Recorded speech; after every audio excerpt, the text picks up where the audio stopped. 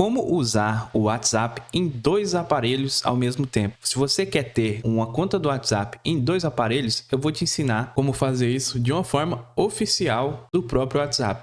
Então vamos lá que eu vou te mostrar. Estamos aqui com esse WhatsApp funcionando perfeitamente. Agora eu vou te mostrar como utilizar esse WhatsApp nesse outro telefone. Vamos deixar ele ali de canto e vamos pegar o outro telefone. Nesse celular novo, você vai abrir a Play Store, que é esse ícone aqui, ó. Se você não encontrar ele na tela inicial, é só rolar a tela para cima, tela inicial, e você consegue procurar na galeria esse ícone aqui. Tem que ser esse ícone. Ele se chama Play Store. Clica. Aqui você vai procurar pelo aplicativo do WhatsApp e vai fazer a instalação clicando nesse botão aqui. Aqui ele vai fazer o download do aplicativo. Depois do aplicativo baixado, é só você clicar aqui, ó, em abrir. Aqui você chega então nessa tela padrão do WhatsApp. Aqui você vai precisar concordar com os termos do aplicativo. Só clicar. E aqui que está o segredo. Em vez de você colocar suas informações aqui, você vai vir nesses três pontinhos aqui em cima e vai aparecer essa função aqui, ó, conectar um aparelho. É só clicar nela.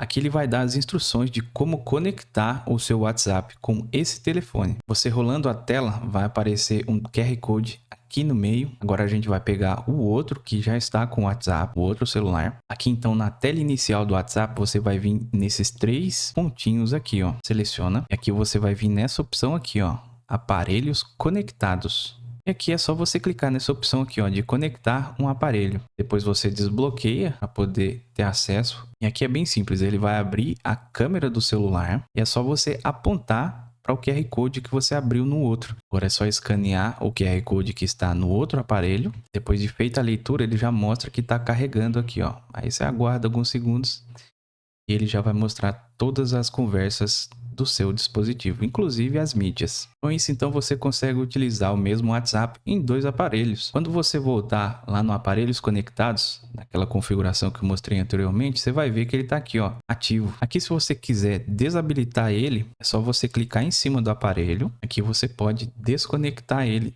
se você quiser. É sempre muito bom ajudar as pessoas com esses vídeos. A única coisa que eu te peço em troca é que se inscreva aqui no canal e deixe um like para ajudar a gente. E na tela estão aparecendo dois vídeos que um deles eu tenho certeza que você vai gostar. Um grande abraço, fique com Deus e até a próxima.